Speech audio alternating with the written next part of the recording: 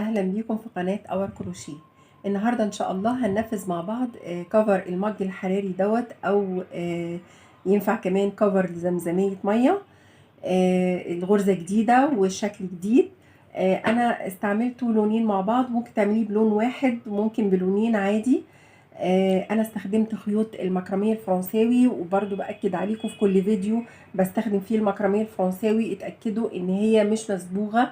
المحلات اللي بتبيع المكرمية الفرنساوي دايما بيبقوا حاطين في جنب المكرمية الفرنساوي المصبوغة والتانية اللي هي غير مصبوغة زي دي، اللي هي ما بتبهتش، التانية بتبهت. وبيبقى فيه فرق في السعر، هو فرق بسيط لكن فرق في السعر، واللون طبعا الاسود بيبقى اغلى شوية. لكن انا بالرغم من كده وبالرغم ان انا واخداها من محل انا واثقه فيه جدا، ومع ذلك برضو بعمل التجربه اللي هي ان انا اجيب شويه ميه وهو لسه شله شويه ميه واحط فيهم شويه خل، واحط كل لون لوحده واتاكد ان هو ما بينزلش اللون قبل ما بستخدمه. لو حصلت غلطه، ممكن تحصل غلطه مثلا من العامل او كده ويديني من الخيط التاني، فابقى تداركت الموضوع من البدايه. بس الخيوط دي فعلا ما بتبهتش. انا هبدأ معاكم، بنبدأ من الجزء اللي من تحت دوت. هنعمل مع بعض. انا استعملت ابرة 2.5 ألمونيوم، وهنعمل مع بعض دايرة سحرية، وهرتفع سلسلتين. معلش،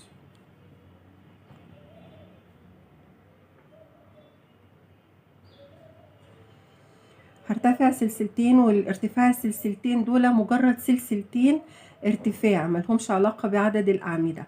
أما بالنسبة لعدد الأعمدة اللي هعملها، هعمل 12 عمود. هخلص ال 12 عمود وهرجع لكم على طول. طب أنا خلصت ال 12 عمود، بس نضيق المركز بتاع الدايرة، وبعدين ندخل في راس أول عمود عملناه، وهنعمل التزايد الطبيعي. نعمل طبعا غرزة منزلقة. هنرتفع سلسلتين، 2، وبعد كده هو في نفس المكان اللي احنا عملنا فيه غرزة المنزلقة بنعمل تزايد، وهنعمل تزايد في كل غرزة عمود عملناها. 2،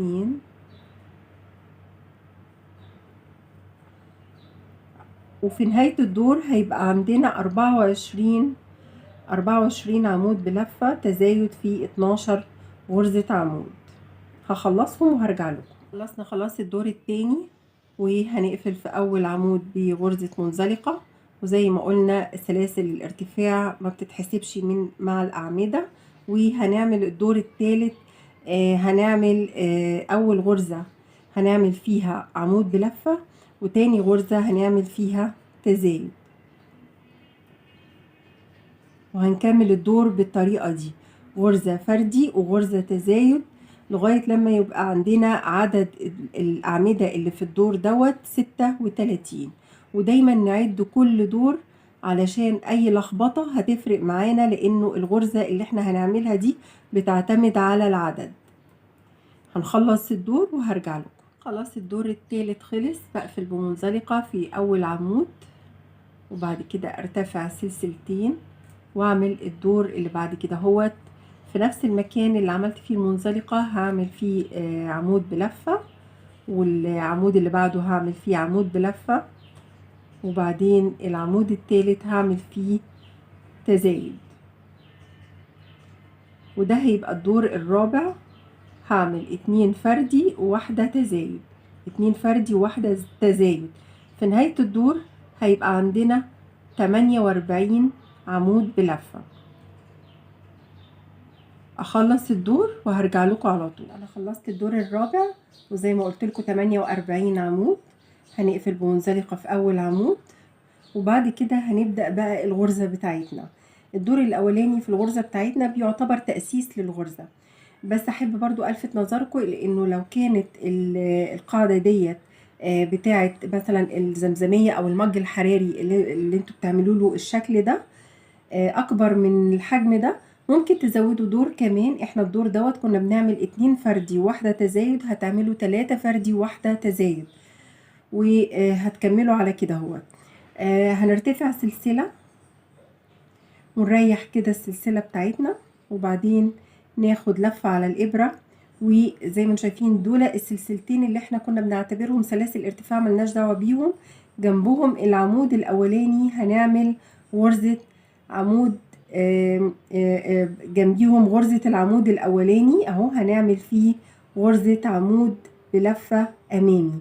بندخل كده من وراه ونعمل غرزة العمود العادية، بس بناخدها من خلف الغرزة. تمام كده.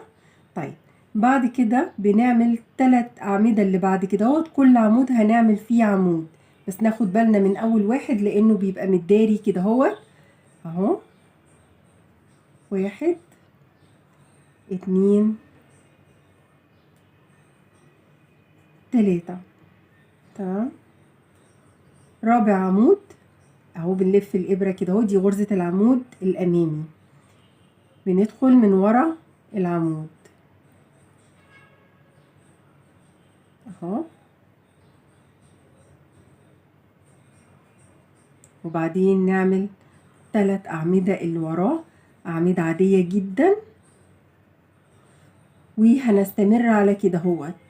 3 أعمدة هنعملهم بشكل عادي، والعمود الرابع بنعمله عمود بلفة أمامي. نكمل الدور وهرجع لكم. خلصت الدور بالطريقة اللي احنا عملناها وابتدينا بيها. ولازم تعرفوا انه في نهاية الدور المفروض بعد ما نعمل اخر عمود بلفة امامي هنلاقي قصادنا 3 اعمدة اللي فاضلين في الدور اهو. 2 3 ماشي، وادي العمود الاولاني اهوت،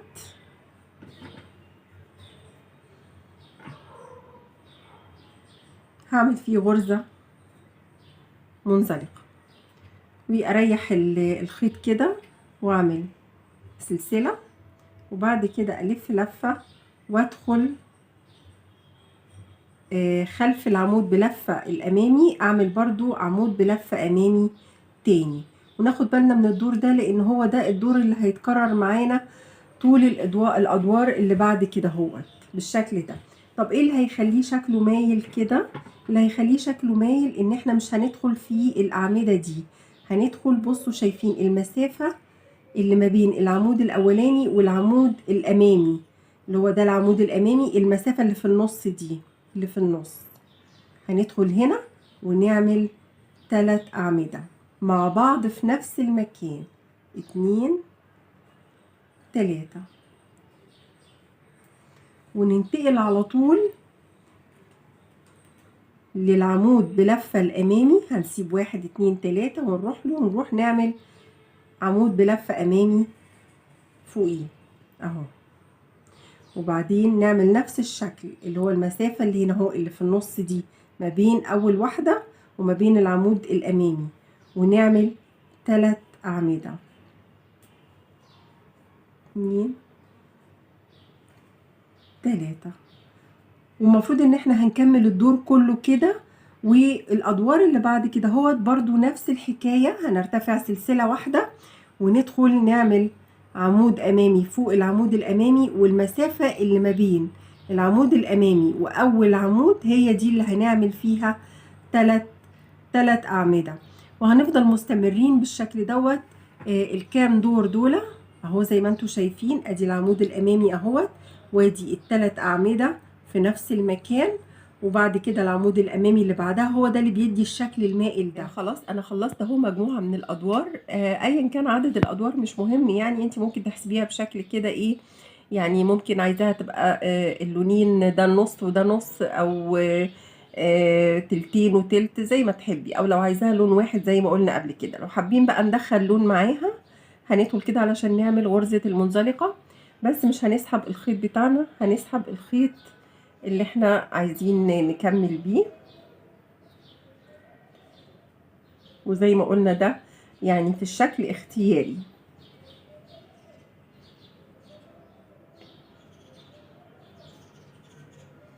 برضو هنرتفع سلسلة واحدة كده ونبقى مريحين الخيط، وهنعمل نفس الغرزة بتاعتنا اهو. هنلف الخيط على الإبرة وندخل نعمل غرزة عمود أمامي في العمود الأمامي اللي من تحت كده اهو، نفس الغرزة اللي احنا بنعملها ونفس الشكل اللي احنا مشينا فيه. تمام.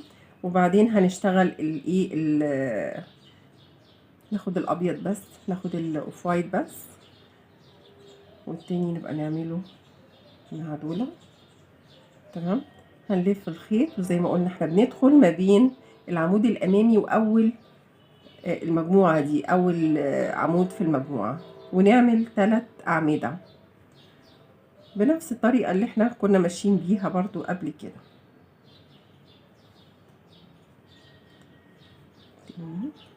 3 اعمدة اهمت، وبعدين ننتقل على طول للعمود الامامي، نعمل عمود امامي وندخل هنا ونعمل 3 اعمدة.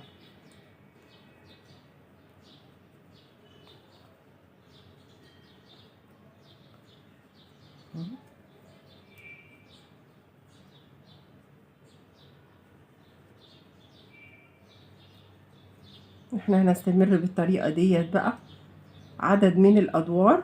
طبعا احنا بنقفل في غرزة العمود بلفة الامامي، وبنرتفع سلسلة واحدة، وبنكمل بالطريقة دي زي ما بدأنا بالظبط. هكمل كده كام دور وهرجع لكم علشان نعمل الدراع. انا خلصت كده اهوت عدد من الادوار باللون اللي هو الاوف وايت، وقفت عند يعني الحافة كده اهوت علشان هعمل 3 ادوار من غرزة الحشو، وبعد كده هنعمل الدراع. غرزة الحشو هنعملها ازاي؟ زي ما احنا بندخل عادي خالص غرزة المنزلقة، بندخل في الغرزة اللي هي العمود بلفة امامي، ادي غرزة المنزلقة اهي، وبرتفع سلسلة. تمام. وبعدين بدخل في نفس المكان واعمل غرزة حشو، وبعدين عندنا 3 أعمدة دول كل عمود فيهم هعمل غرزة حشو.